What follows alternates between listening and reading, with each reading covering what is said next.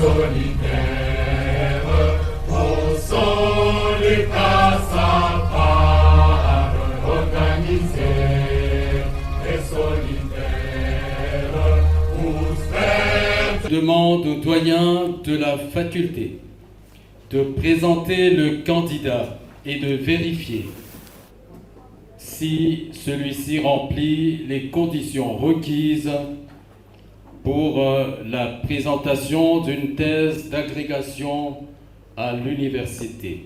L'an 2025, le 13e jour du mois de décembre à Lubumbashi, nous, Dr Victor Okombe Emea, professeur ordinaire à l'université de Lubumbashi et doyen de la faculté de médecine vétérinaire, procédons à la vérification des documents scolaires versés dans son dossier, à la vérification des textes légaux relatifs à l'épreuve de la soutenance publique d'une thèse d'agrégation en médecine vétérinaire.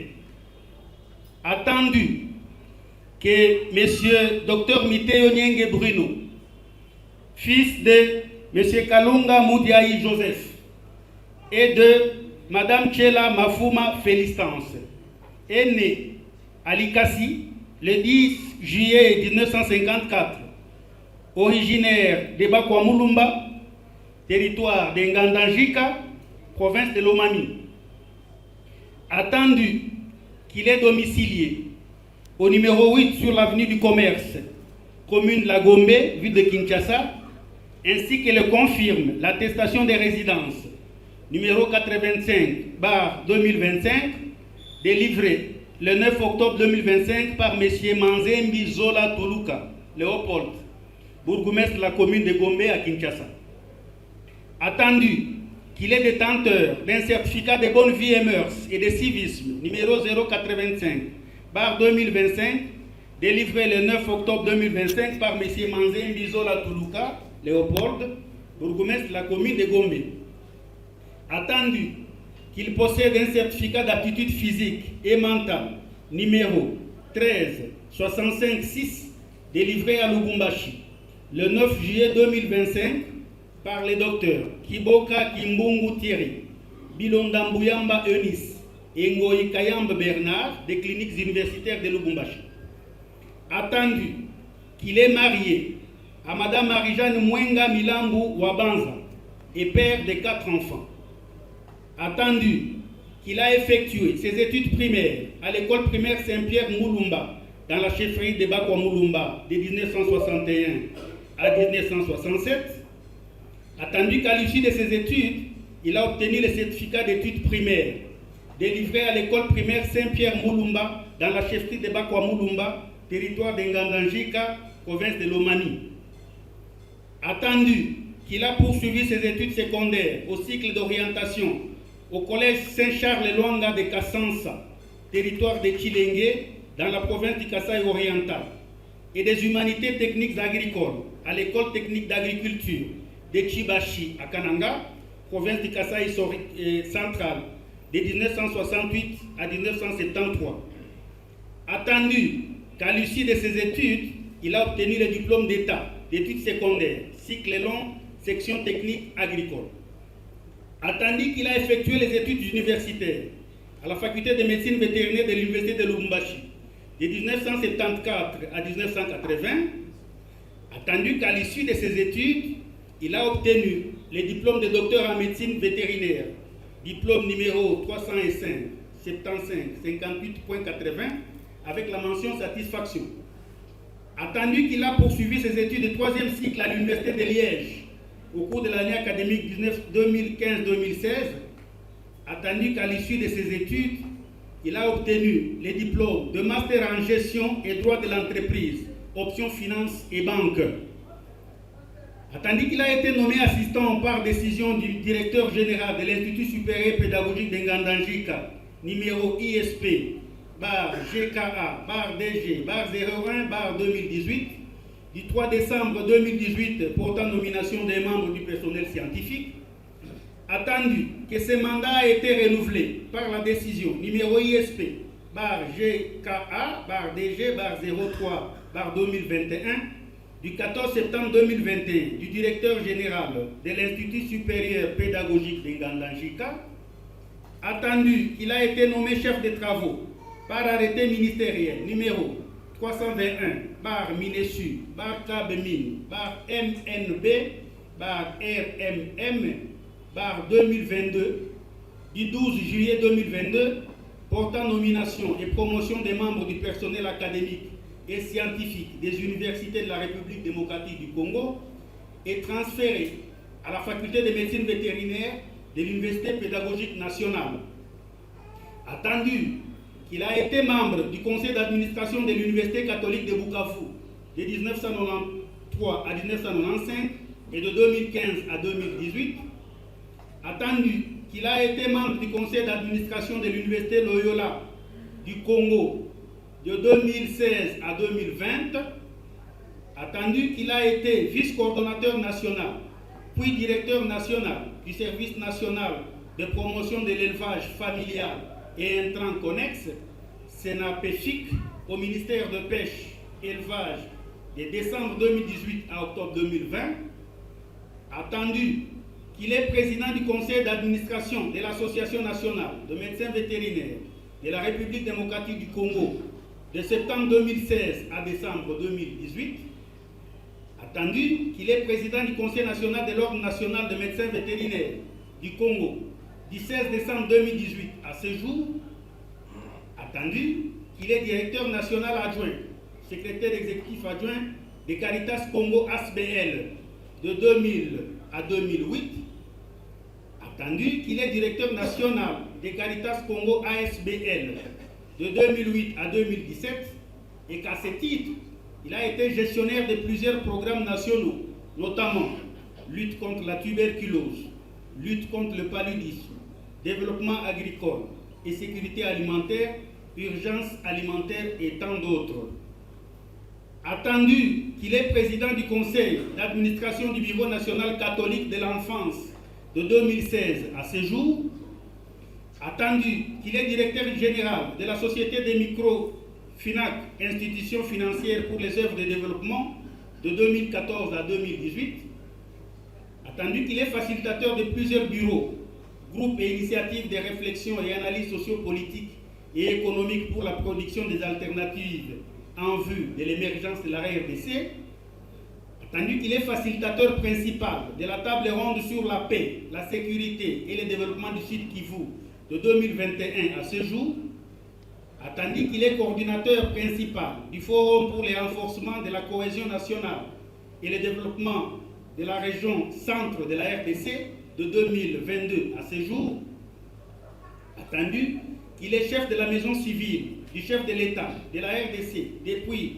le 15 octobre 2020 à ce jour, attendu qu'il a participé activement à plusieurs séminaires de pédagogie universitaire entre 2015, 2017 et 2025, attendu qu'il est auteur de plusieurs articles et communications scientifiques, attendu qu'il parle très bien français et couramment l'anglais, attendu qu'il s'est acquitté des frais de Minerval et d'inscription au programme en vue de l'obtention d'une agrégation à l'enseignement supérieur en médecine vétérinaire, ainsi que l'atteste les reçus de Access Bank numéro 59007 du 31 octobre 2025, attendu qu'il s'est acquitté des frais de dépôt et des jurys de thèse d'agrégation en médecine vétérinaire, ainsi que l'atteste le bordereau de versement à la Robank numéro 92 60 96 du 31 octobre 2025, attendu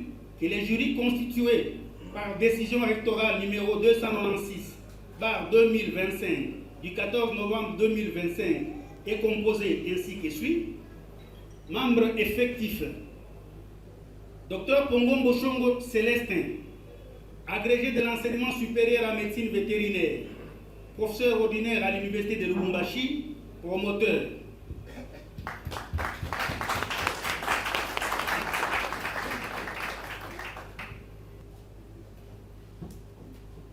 Nous, professeurs ordinaires, Kishiba Fitula Gilbert, recteur de l'université de Lubumbashi, Attendu que Monsieur le chef des travaux, Dr Miteyo Nienge Bruno, né à Likasi, le 10 juillet 1954, et porteur des grades académiques requis pour la présentation de l'épreuve d'agrégation à l'université. Attendu que Monsieur le chef de travaux, Dr Miteyo Nienge Bruno, s'est acquitté des frais relatifs à l'inscription à l'agrégation. Attendu que le jury, nommé par décision rectorale, numéro 296/2025, du 14 novembre 2025, pour procéder à l'examen de la thèse d'agrégation de Monsieur le chef de travaux, Dr Miteyo Nienge Bruno, a déclaré celle-ci recevable, vu l'arrêté ministériel numéro 0464 par Minesu, par Cadmine, par MNP, par RMM, par 2021, du 23 décembre 2021, portant désignation et nomination des membres du comité de gestion de l'Université de Lubumbashi, spécialement en ses articles 1er et 2e, autorisons la soutenance publique de la thèse d'agrégation de Monsieur le chef de travaux, Dr Miteyo Nienge Bruno, et passons la parole au président du jury. Fait à Lubumbashi le 13 décembre 2025, le recteur de l'Université de Lubumbashi, Kishiba Fitula Gilbert, professeur ordinaire. Monsieur le recteur de l'Université de Lubumbashi, distingués invités en vos grades et qualités, nous allons maintenant procéder à la soutenance publique de la thèse d'agrégation du chef de travaux Miteyo Nienge Bruno, et nous vous invitons à respecter scrupuleusement le caractère solennel de cette cérémonie de haute portée scientifique. Le jury vous invite à vous abstenir de ne pas applaudir durant les échanges avec le candidat. Ces chers travaux vont vous remettre. Merci.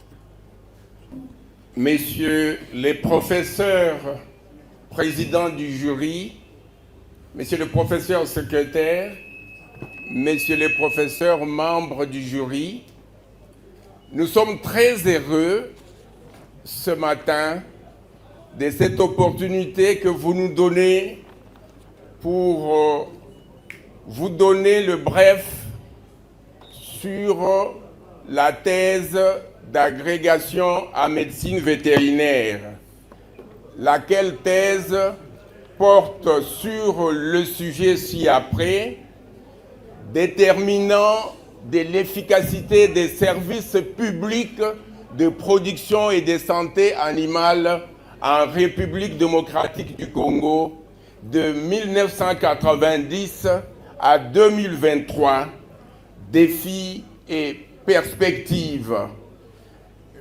Afin de vous présenter convenablement cette thèse, nous allons suivre le plan ci-après. Dans un premier temps, il y aura l'introduction à la matière, suivie de la méthodologie du travail. Ensuite, nous allons vous présenter les résultats et la discussion. Et puis alors, nous allons procéder à une conclusion et formuler quelques recommandations. S'agissant de cette introduction, il y a ce que nos prédécesseurs dans la science vétérinaire ont déjà fait, c'est qu'ils savent ce que nous savons aujourd'hui en rapport avec le sujet que nous avons présenté tout à l'heure. C'est quoi au juste? Ce que nous savons, c'est que la composante principale de l'économie de la sécurité alimentaire demeure être en réalité l'élevage de bovins.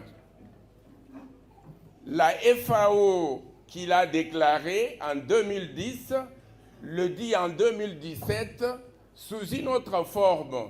Et la FAO, l'Organisation des Nations Unies pour l'alimentation et l'agriculture, précise que chaque État a un rôle central, un rôle essentiel à jouer dans le système des productions et des santé bovines. S'agissant de notre pays, la RDC, eh bien, le ministère national d'Agriculture et Développement rural en 2019 a fait un constat amer. Le ministère dit ceci: notre pays éprouve des difficultés pour la mise en œuvre des systèmes, des politiques de production et de santé bovine. Et la Banque mondiale constate qu'il y a un paradoxe en RDC, lequel, eh bien, la Banque mondiale constate que d'un côté, nous avons un pays avec beaucoup de potentialités, plus de 2 345 000 km², un pays susceptible de produire, d'avoir des élevages bovins hyper prospères, un pays qui a toutes les conditions climatiques, édaphiques, géographiques, idéales pour produire beaucoup. Malheureusement, depuis l'époque coloniale jusqu'à ces jours, nous n'avons jamais dépassé le cap de 2 500 000 têtes de bovins. Alors que dans les conditions potentielles que nous remarquons aujourd'hui, il est possible de produire 100 millions de têtes de bovins, de quoi nourrir toute l'Afrique. Le constat aussi est que, avec ce que nous avons comme production dans notre pays, nous ne couvrons que 10% de besoins alimentaires, nous voulons dire de besoins en protéines animales pour la population. Ça veut dire que 90% doivent trouver une autre origine en provenance, soit de l'étranger, soit alors de la viande sauvage. Aussi, constate-t-elle la Banque mondiale, eh bien, les infrastructures agro-pastorales dans notre pays sont en train de s'effondrer. Le système de santé animale pose beaucoup de problèmes. La production ne fait que baisser. Et de l'autre côté, le nombre de médecins vétérinaires formés est en train d'augmenter. Alors, des gens se disent, où allons-nous dans cette situation où il n'y a pratiquement pas de production? Eh bien, beaucoup de chercheurs que j'ai mentionnés là-bas, qui Sambou en 2018, qui mènent en 2021, déjà en 1949, à l'époque belge, à l'époque de la colonie, eh bien, on s'est posé déjà la question. Ça veut dire que la situation ne remonte pas d'aujourd'hui, elle date depuis l'époque coloniale. Notez qu'en 1949, notre pays n'avait que 902 têtes de bovins. En 1960, nous avons pu atteindre à peine 1 072 têtes. Au jour d'aujourd'hui, nous tournons autour de 2 500 000 têtes de bovins. Et donc, nous nous trouvons dans une situation où nous continuons à nous poser des questions. Il y a donc un gouffre, une zone sombre devant nous. Une zone entre la situation que nous vivons aujourd'hui celle de la baisse des productions, de la stagnation des productions, du fait que le nombre de têtes de bovins reste accroché autour de 2,5 millions à ces jours. Et cette zone d'ombre, cette zone noire, nous sépare de la situation que nous voulons tous atteindre. Tout le monde veut produire davantage. Tout le monde veut qu'il y ait amélioration. Alors, cette zone d'ombre, ce gouffre, c'est cela, la problématique. Et donc, le problème, c'est quoi? C'est la méconnaissance des causes réelles de la baisse de la production et de la santé bovine. Quelle est la question de notre recherche? Je vais la lire intégralement. Quels sont les déterminants qui influencent l'efficacité des services publics de production et de santé bovine dans les provinces de la République démocratique du Congo entre la période allant de 1990 à 2023. De cette question de recherche, il s'est découlé quelques questions secondaires, notamment pourquoi nous n'arrivons pas à avoir suffisamment de ressources. Est-ce que le système de santé est convenable? Alors, la recherche que nous avons effectuée a dû répondre à ces questions secondaires, lesquelles, eh bien, ce sont des réponses que nous avons formulées sous forme d'hypothèses. L'hypothèse générale étant la baisse continue de production bovine, essentiellement suivant les spécialités sociologiques, géographiques et écologiques à travers les provinces de la RDC. Et alors, qu'est-ce que la recherche actuelle poursuit? La recherche voudrait contribuer à la redynamisation de ces secteurs en République démocratique du Congo. Nous allons y aller avec 4 réponses anticipatives, c'est-à-dire 4 hypothèses. La première hypothèse spécifique pointe le doigt sur l'insuffisance de ressources, la maîtrise limitée de la chaîne de production et l'accès limité aussi restreint aux services de santé. Nous pensons que ce sont ces aspects-là qui compromettent la production bovine en RDC. Mais la thèse va faire quoi? Eh bien, la recherche va se pencher sur l'évaluation de l'impact des insuffisances en matière dans les aspects que nous avons évoqués tout à l'heure. La deuxième réponse anticipée, qui est la deuxième hypothèse, se penche pratiquement sur le système sanitaire. Les programmes de prophylaxie, des traitements de maladies seraient, à notre avis, au départ de ce travail, inefficaces. Pourquoi? En raison d'une épidémie-surveillance inadaptée. Et qu'est-ce que nous allons faire? Eh bien, nous voulons, dans cette thèse, examiner les obstacles à la mise en œuvre de tout ce programme de santé. Troisième hypothèse, c'est en fait la concurrence déloyale qui s'installe, l'environnement qui n'est pas équitable et certaines pratiques culturelles défavorables qui, en effet, rendraient l'élevage bovin peu rentable. Notre travail a consisté à analyser les effets de la concurrence déloyale et de certaines pratiques culturelles défavorables. La quatrième réponse que nous avons donnée, une réponse anticipée, c'est sur le manque d'intérêt du gouvernement de la RDC. Je voulais dire sur l'engagement qui est faible du gouvernement de la RDC pour ce qui est du secteur bovin, associé aussi à une faible motivation des professionnels et d'autres acteurs du secteur d'élevage. Nous avons pu avoir comme objectif, nous avons travaillé là-dessus, identifier les facteurs qui expliquent le désintérêt du gouvernement et la faible motivation des personnels. Pour pouvoir y arriver, il nous a fallu poursuivre une certaine méthodologie. Mais d'abord, en premier lieu, où est-ce que nous allons faire nos études, nos recherches?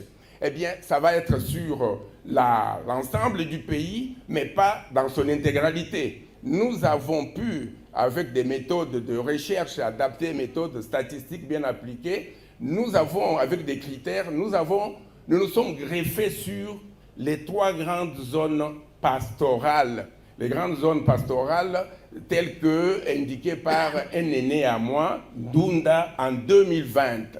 Notez bien, il a parlé de la zone Est-Nord-Est, la zone ouest-nord-ouest et la zone sud-sud-est. Eh bien, ces zones couvrent un certain nombre de provinces. À titre d'exemple, la zone est et nord-est couvre Nord Kivu, Sud Kivu, Ituri, Owele, etc. Et ce tableau vous montre très clairement que ces 3 zones d'élevage comportent non seulement des différentes provinces, mais aussi des types de bétail différents, Sangue, Lugare, Ndama. Le système d'élevage sont également différents, mais aussi il y a des particularités environnementales et même géographiques. Cette étude, c'est une étude rétrospective, elle est descriptive, mais elle est également analytique, dans ce sens qu'elle va pouvoir combiner l'approche qualitative et l'approche quantitative. Quelles sont les méthodes que nous avons pu utiliser et les tailles de l'échantillon pour élever? Eh bien, nous avons choisi, pour des raisons réalistes, la méthode approche probabiliste pour la cible des éleveurs et non probabiliste pour les professionnels publics et acteurs institutionnels. S'agissant des éleveurs, s'agissant des fermes, nous sommes partis d'une liste récoltée auprès des institutions dans les provinces que nous avons choisies. Je voudrais rappeler ici que les provinces sur lesquelles nous avons pu travailler, il y en a 6. Nous en avons choisi 2 dans chaque zone. À l'est, nous avons travaillé au sud Kivu et dans l'Ituri. À l'ouest, nous avons travaillé dans la ville-province de Kinshasa et le Congo central. Et au sud, comme 3e zone, nous avons pu travailler dans les Haut-Katanga et Olomami. Eh bien, à partir de cet échantillon théorique du départ, nous avons fait des ajustements, des pondérations, des formules statistiques pour arriver finalement à un échantillon de 100 fermes, et des éleveurs. Tout ce que nous avons pu faire comme choix, évidemment le choix du milieu, les choix des enquêteurs, des superviseurs, ainsi que le choix des sites d'études, eh bien tout cela a été soumis à des critères rigoureux d'inclusion et de non-inclusion.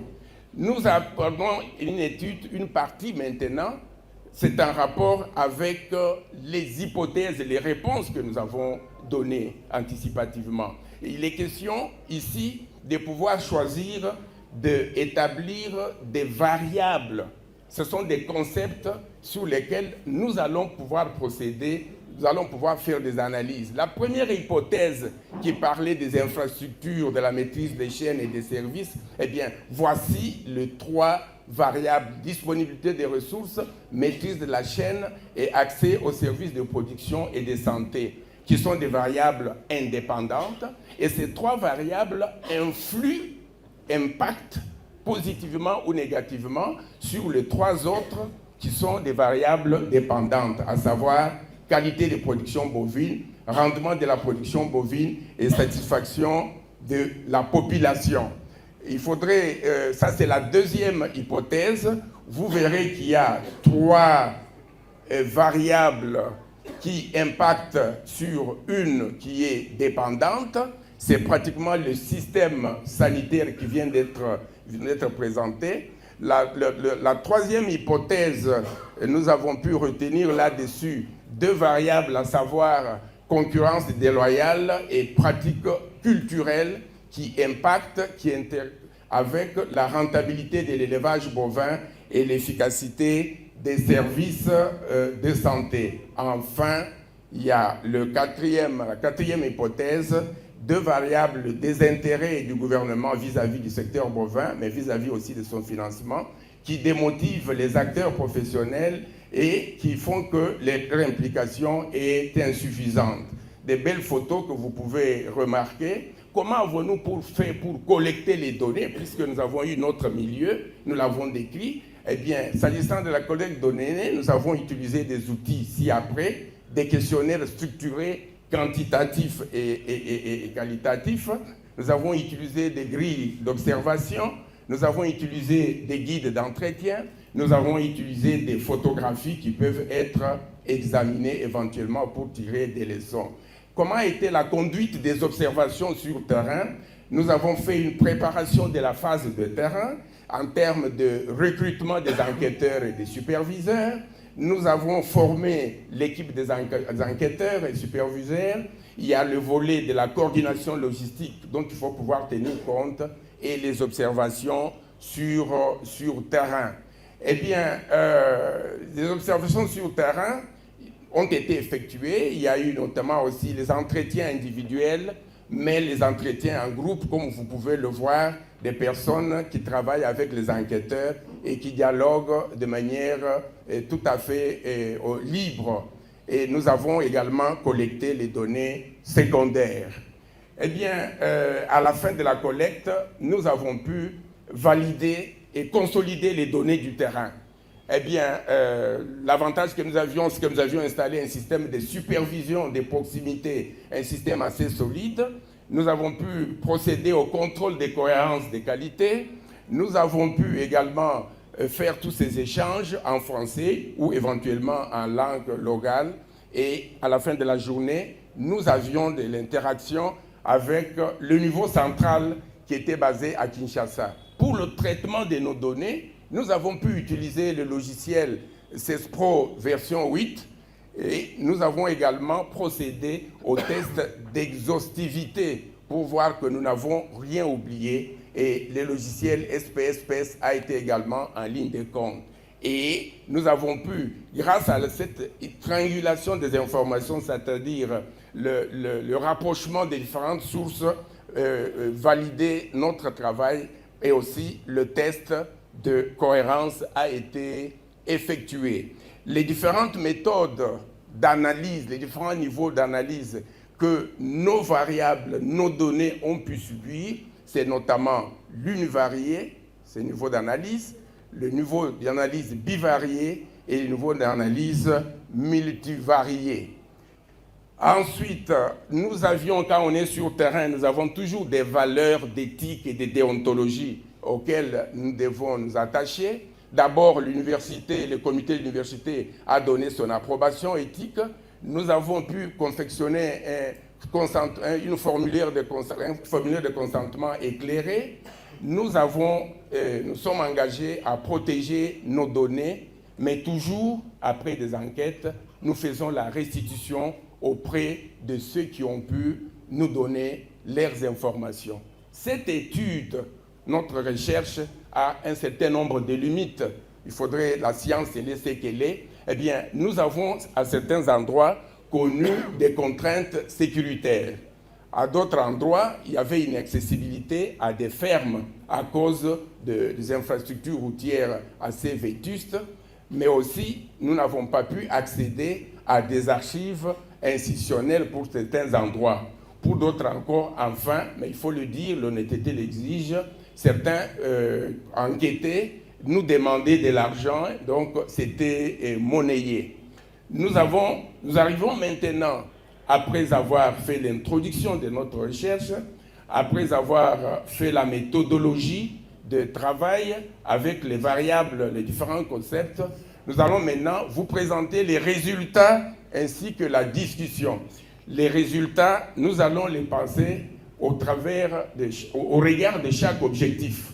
Rappelez-vous, il y avait une hypothèse et un objectif que nous poursuivons. Le premier objectif, c'est pour pouvoir évaluer, si vous voulez, les structures et les ressources au niveau du secteur de l'élevage.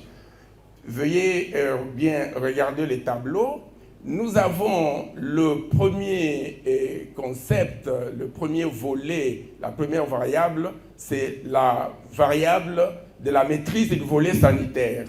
Lorsque nous avons enquêté les fermes, les populations, eh bien, 44,1% des populations enquêtées ont estimé que le matériel sanitaire est insuffisant, tandis que 55,9% ont estimé que le matériel sanitaire est suffisant. Mais quand vous regardez le test des Q carrés, eh bien, ceci montre qu'il y a une différence statistiquement significative entre les trois zones qui ont servi des comparaisons.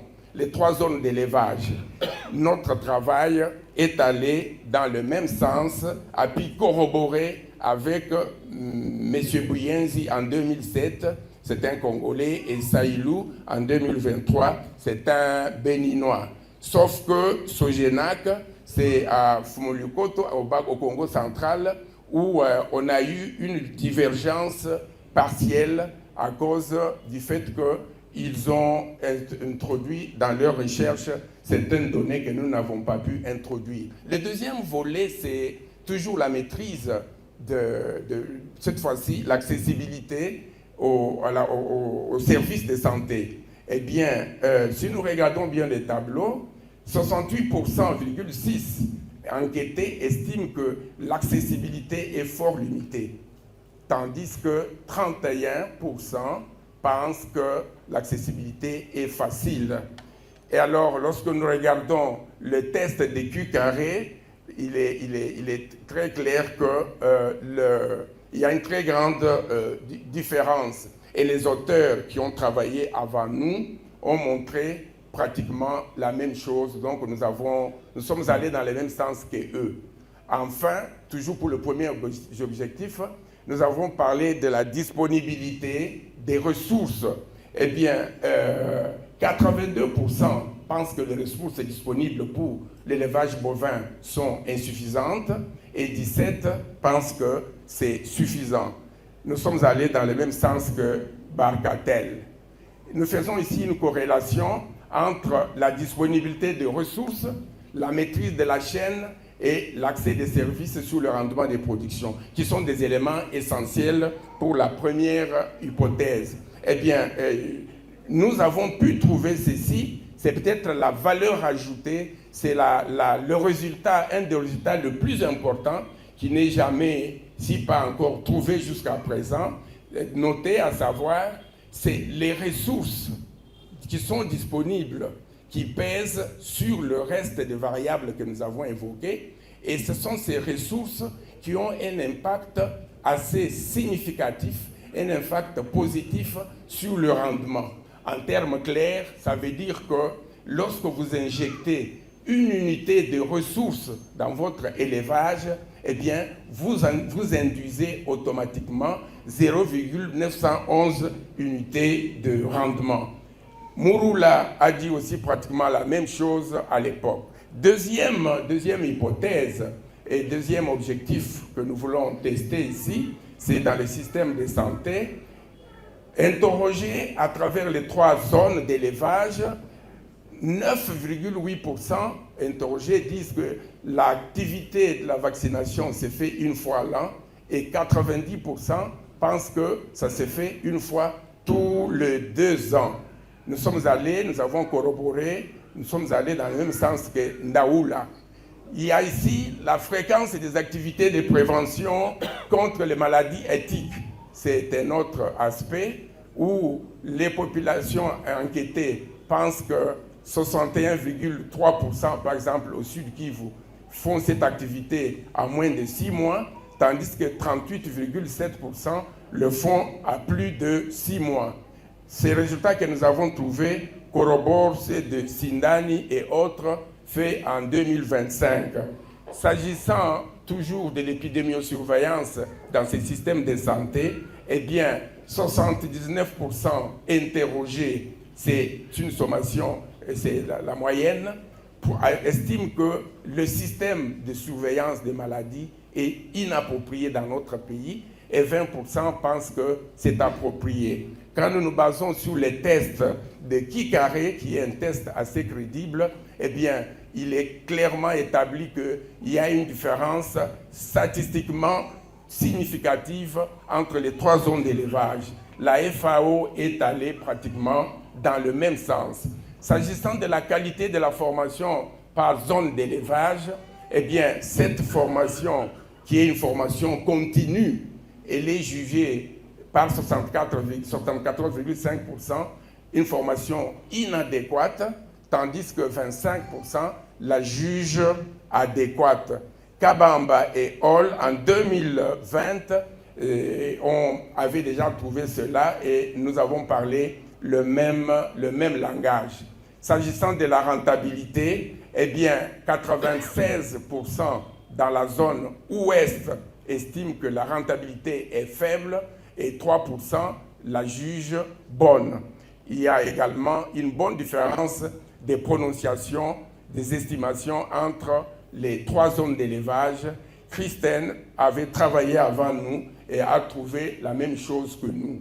S'agissant de la concurrence déloyale, qui est un autre aspect du troisième objectif, eh bien, 95% trouvent qu'il y a existence réellement de la concurrence déloyale et 4,9% trouvent qu'il y a absence de la concurrence déloyale.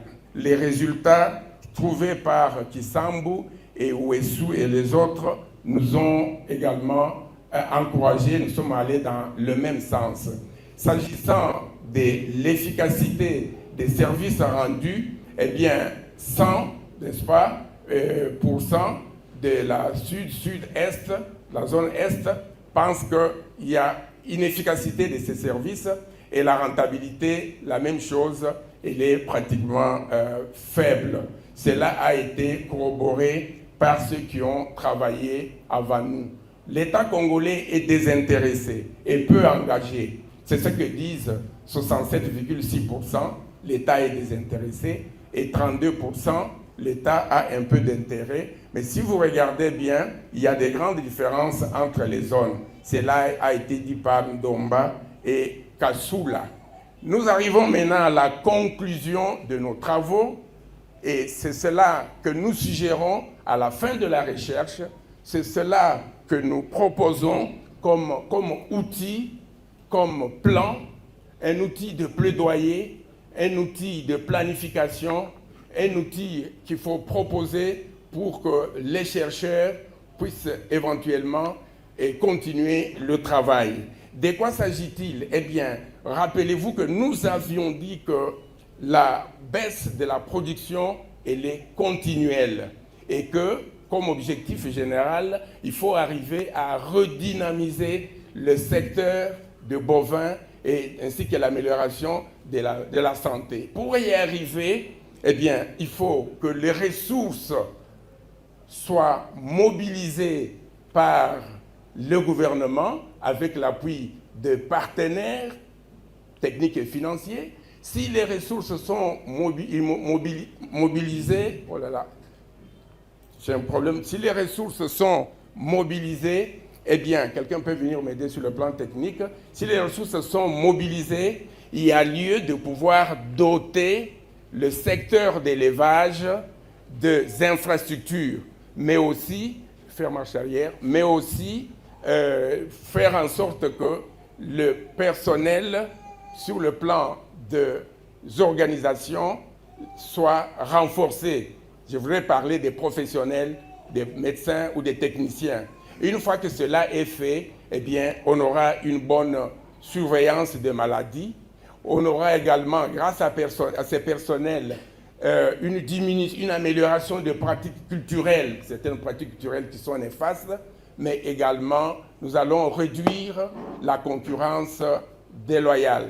Voilà, en fait, ce que nous venions de proposer comme schéma. En termes de recommandations, c'est essentiellement dirigé vers le gouvernement et l'Ordre national de médecins vétérinaires.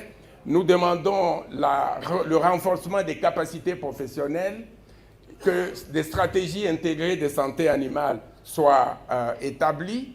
Nous recommandons également auprès du gouvernement des éleveurs et de l'Ordre national de médecins vétérinaires. Pourquoi l'Ordre? Nous tous, médecins vétérinaires, nous sommes d'office membres de l'Ordre national des médecins vétérinaires. C'est une loi. Eh bien, il faut travailler dans le sens de la disponibilité de l'alimentation animale. Nous recommandons au gouvernement de la RDC d'établir des politiques publiques et faire une bonne coordination. Et enfin, une amélioration des conditions de travail des professionnels. Nous remercions l'Université de Lubumbashi, la faculté de médecine vétérinaire, le comité d'encadrement, le jury, l'Université pédagogique nationale, la faculté de médecine vétérinaire de l'UPEN, mon épouse et ma famille, les distingués invités et amis et connaissances et toutes les autorités qui sont venues participer et nous encourager. Je vous remercie.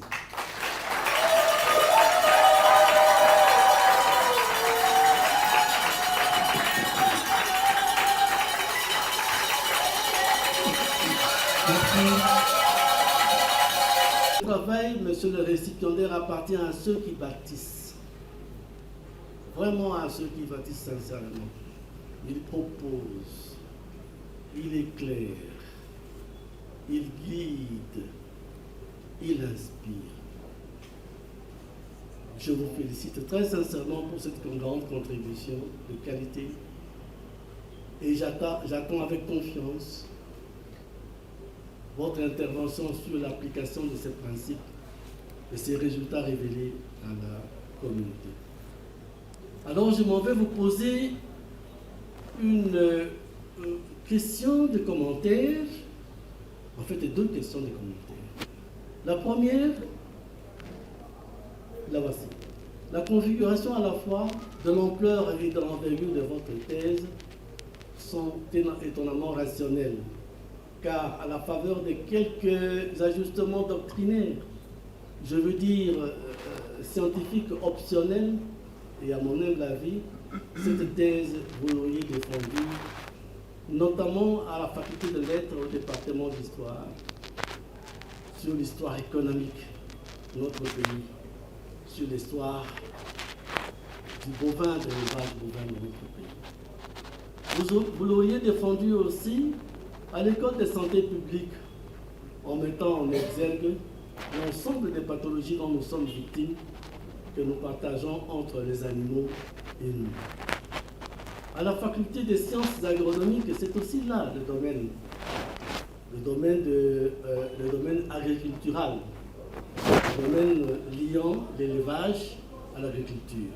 Les deux sont inséparables à un certain moment. À la faculté des sciences de l'environnement, vous auriez pu mettre en évidence l'interaction entre l'élevage bovin et l'environnement. Et j'en passe des meilleurs en ce qui concerne d'autres facultés. À la faculté de médecine vétérinaire, où elle est en train de se défendre en ce moment devant un public précieux et nombreux, rarement réunis dans cette salle pour de tels événements, je vous salue. Vous venez de donner une substance essentielle à l'unité de pratique vétérinaire et communication. Vous avez abordé des questions spécifiques à l'espèce bovine et en profondeur de la gestion de l'élevage bovin, de l'épidémiologie, de l'épidémiosurveillance bovine, de la zooéconomie, des pathologies particulièrement zoonotiques, de la santé publique vétérinaire, de la communication stratégique vétérinaire. Je peux continuer la citation. Je voudrais, monsieur le récipiendaire, pour me calmer, je vous demande un commentaire succinct parce que j'ai une question et un commentaire à la conclusion à la fin.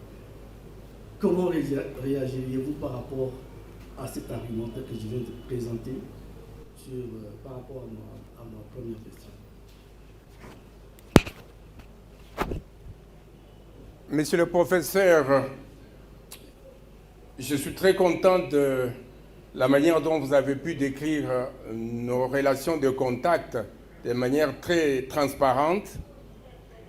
Je suis également très heureux que vous puissiez situer cette recherche doctorale à un carrefour interdisciplinaire, à savoir tout ce que vous avez cité sur le plan historique, anthropologique, économique, et également ici au niveau de la médecine des sciences vétérinaires.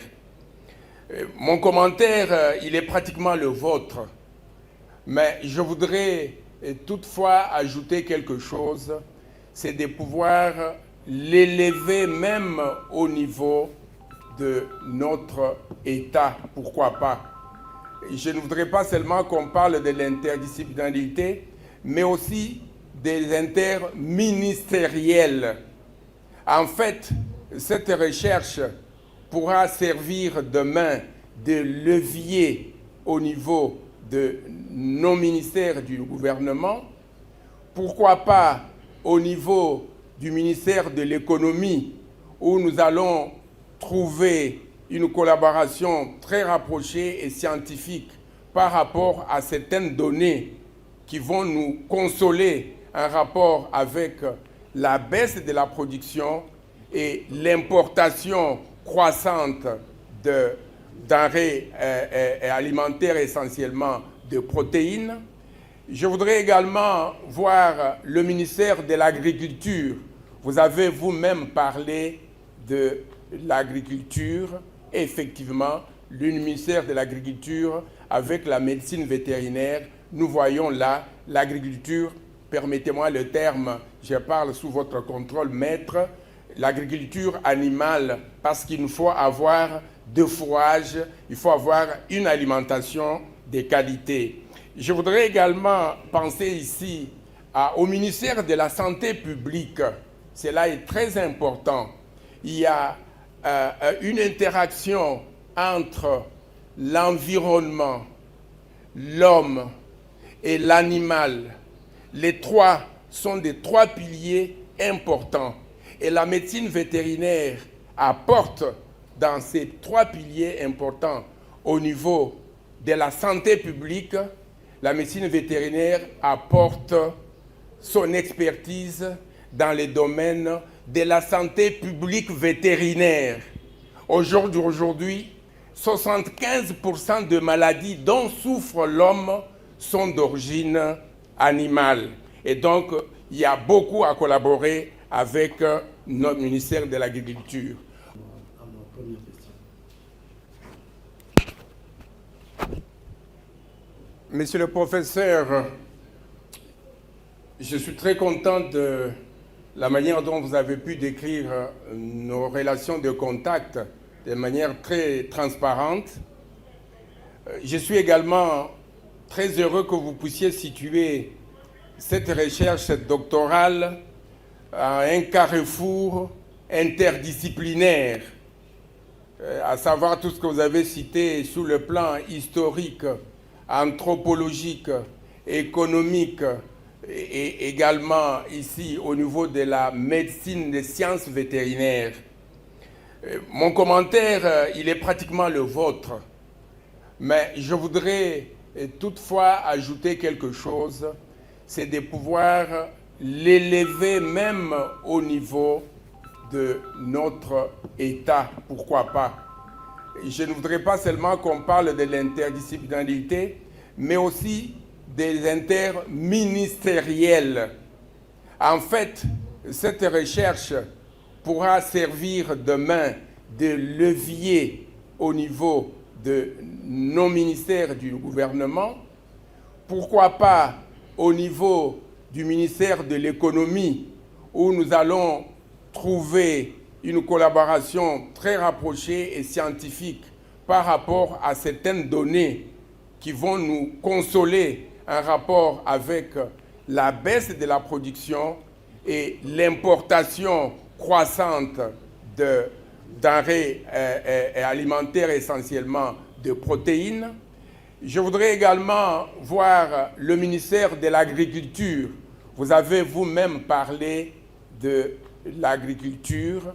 Effectivement, le ministère de l'Agriculture, avec la médecine vétérinaire, nous voyons là l'agriculture, permettez-moi le terme, je parle sous votre contrôle, maître, l'agriculture animale, parce qu'il nous faut avoir de fourrage, il faut avoir une alimentation de qualité.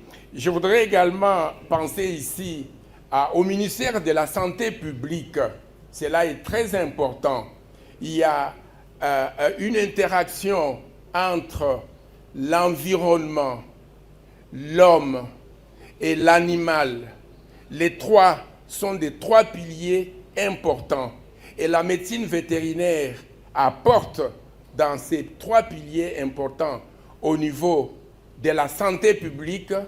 La médecine vétérinaire apporte son expertise dans les domaines de la santé publique vétérinaire. Aujourd'hui, 75% de maladies dont souffre l'homme sont d'origine animale. Et donc, il y a beaucoup à collaborer avec notre ministère de l'Agriculture. Au niveau du ministère de l'Enseignement supérieur et universitaire et recherche scientifique, eh bien, professeur, c'est ce que nous faisons ici. Le travail d'aujourd'hui, nous avons trouvé des résultats, il est vrai, mais le travail en réalité commence. C'est à partir de demain que nous allons voir comment il faut soumettre ces résultats sur la place publique au niveau de la recherche scientifique et à beaucoup d'autres niveaux, même pourquoi pas au niveau de la vulgarisation de nos résultats pour voir comment il faut apporter une pierre de construction à la redynamisation du secteur élevage qui finalement va pouvoir satisfaire, va pouvoir répondre aux besoins de la population en denrées alimentaires, en protéines animales. Voilà pour quelques-uns des aspects que j'ai pu évoquer et j'ai parlé sous votre emprise, professeur.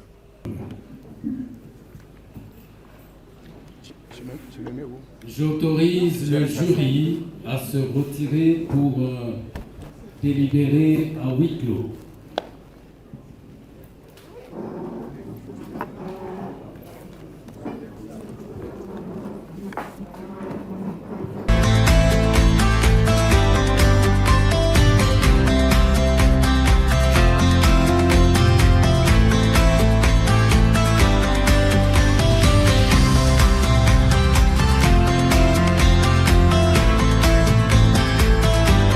Dr Miteyo Nienge Bruno a réussi avec la mention la plus grande distinction.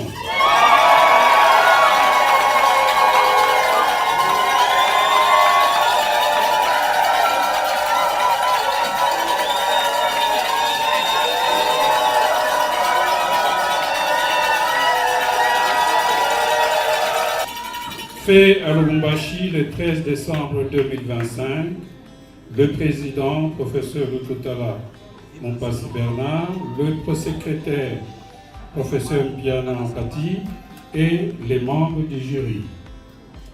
Je vous remercie.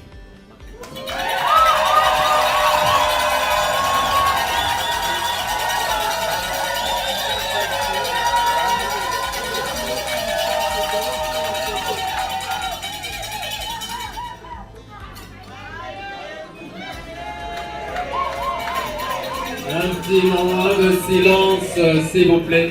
Un petit moment de silence. Suivez la collation des grades académiques.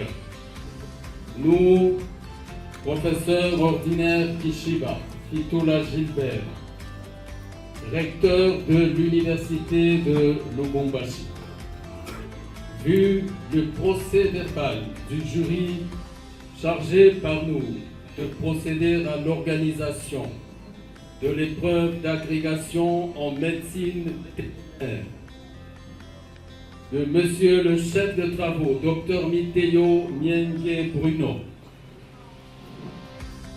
attendu que toutes les dispositions de l'ordonnance loi numéro 80 par 026 du 3 octobre 1981 telle que revue par l'ordonnance loi numéro 082 par 003 du 6 février 1982, modifiée et complétée à ce jour par l'ordonnance loi numéro 085 par 012 du 29 mars 1985, spécialement son article 6 relatif à la collation des grades académiques aux universités ont été rigoureusement respectés, puis l'arrêté ministériel numéro 0464 par Minesu, par Cabmine, par MNB, par RMM, par 2021, du 23 décembre 2021, portant désignation et nomination des membres du comité de gestion de l'université de Lubumbashi, spécialement en ses articles 1er et 2e, conférons à Monsieur le chef de travaux Dr Miteyo Nienge Bruno le grade d'agrégé de l'enseignement supérieur en médecine vétérinaire, en foi de quoi nous lui remettons le présent diplôme et les insignes de l'université et déclarons qu'il a la jouissance de tous les droits et avantages attachés à ce grade. Fait à Lubumbashi le 13 décembre 2025, le recteur de l'université de Lubumbashi, Kishiba Fitula Gilbert, professeur ordinaire.